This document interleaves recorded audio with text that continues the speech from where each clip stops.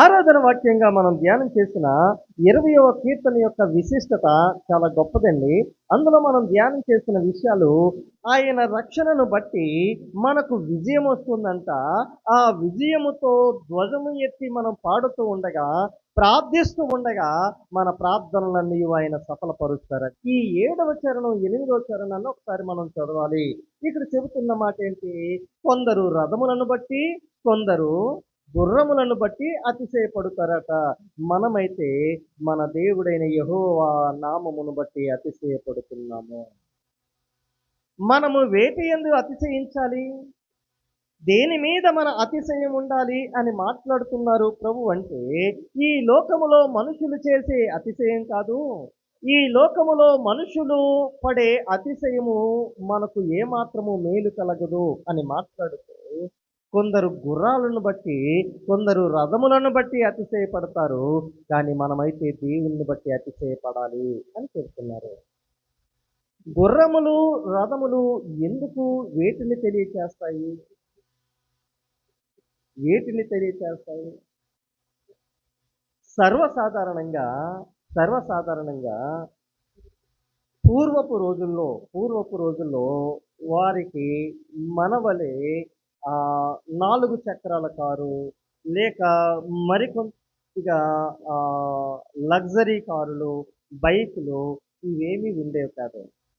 ఆ రోజుల్లో ఇంటికి ఓ రథము ఉంటే, ఇంటికి ఓ గుర్రపు బండుంటే వారు చాలా ధనికులు అన్న విషయము గత కాలంలో మనకు తెలుసు. మన వరకు వచ్చేసరికి ఓ గుర్రపు బండి ఉందనుకోండి, లేకపోతే మనుషులను మొయ్యడానికి ఓ రథము లేక గుర్రపు బండి ఉంటే గనక వారిని ధనికులుగా గుర్తించేవారు. ఇప్పుడున్న రోజుల్లో ఇప్పుడున్న రోజుల్లో కారుంటే, ఓ మంచి బంగ్లా ఉంటే, ఓ మంచి ఉద్యోగం ఉంటే దేన్ని బట్టి అతిశయం అంటే, ఈ లోకములో ఉన్న భోగభాగ్యాలను బట్టి, వస్తు వాహనాలను బట్టి మనకు అతిశయం. సర్వసాధారణంగా మనిషి మైండ్ సెట్ ఏంటంటే, కారు ఉన్నదనుకోండి ఆ వ్యక్తిని ఒకలా ట్రీట్ చేస్తారు. బైక్ ఉందనుకోండి ఒకలా ట్రీట్ చేస్తారు. అతనికి ఓ 2 అంతస్తుల బిల్డింగ్ ఉందనుకోండి ఒకలా ట్రీట్ చేస్తారు. ఒక వ్యక్తికి కొంత లేకపోతే ఉద్యోగం ఉందనుకోండి, గవర్నమెంట్ ఉద్యోగం అనుకోండి ఒకలా ట్రీట్ చేస్తారు. ఇది సర్వసాధారణంగా మనిషి మైండ్ సెట్. మనిషికున్నటువంటి లక్షణం, మనిషికున్నటువంటి ఆలోచన. స్నేహితులారా, చెబుతున్న మాట కొందరు, అందరూ కాదు, కొందరు గుర్రములను బట్టి, రథములను బట్టి అతిశయపడతారేమో. దేవుడు తన నామమును ఎరిగిన ప్రజలను బట్టి మాట్లాడుతున్నారు. మనమైతే మన దేవుడైన యెహోవా నామమును బట్టి అతిశయపడతాం. మనము అతిశయపడవలసింది దేవుని పేరు మీద. ఎందుకంటే ఆయన పేరులో ఉన్న శక్తి అంత గొప్పది. ఆయన నామములో ఉన్న విలువ అంత గొప్పది.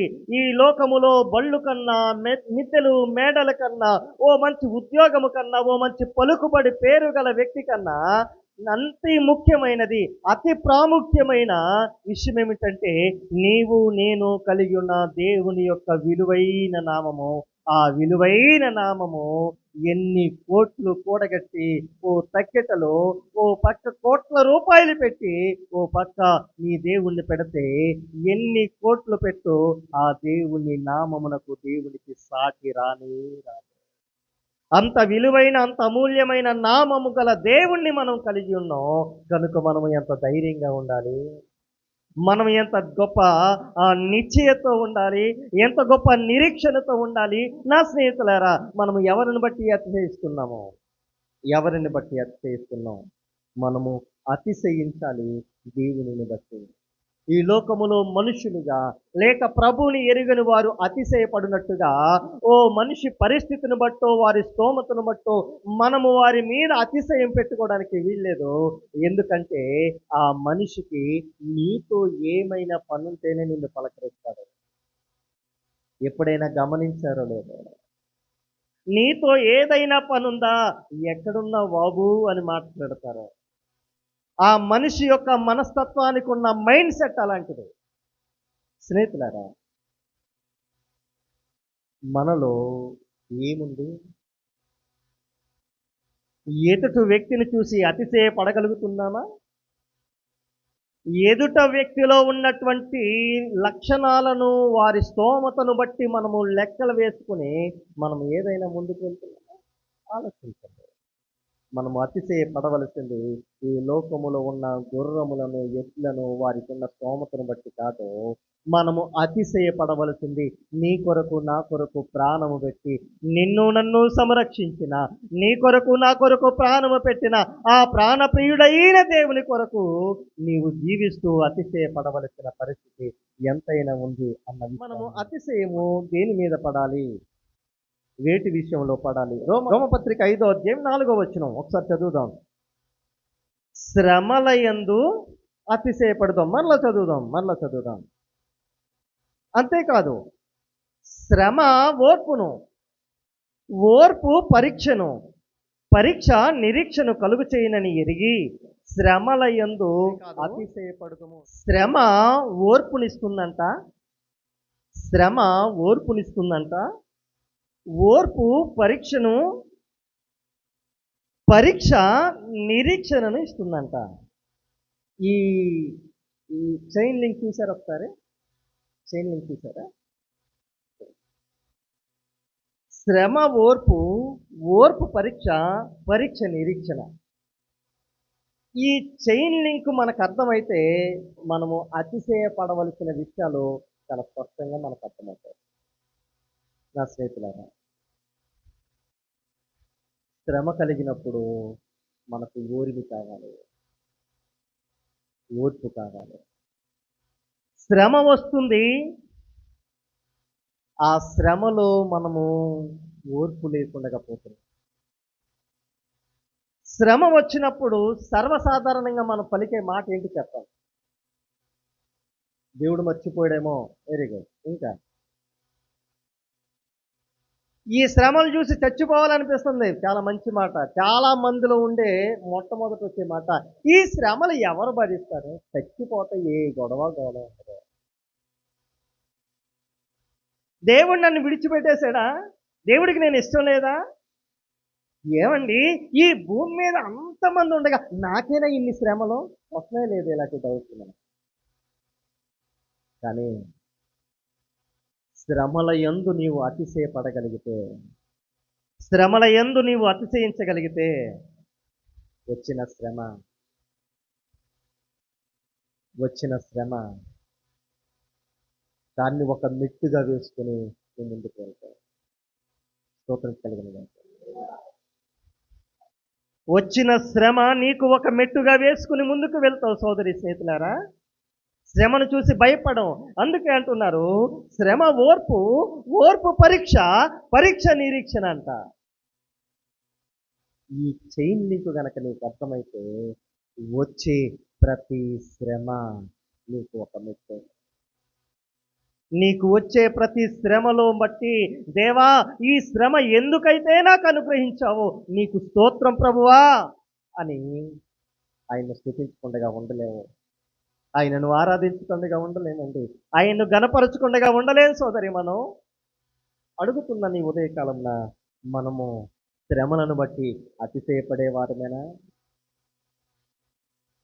కీర్తన గ్రంథం 34వ అధ్యాయంలో ఉంటుంది, నీతిమంతునికి కలుగు ఆపదలు, నిందలు, అవమానాలు అనే.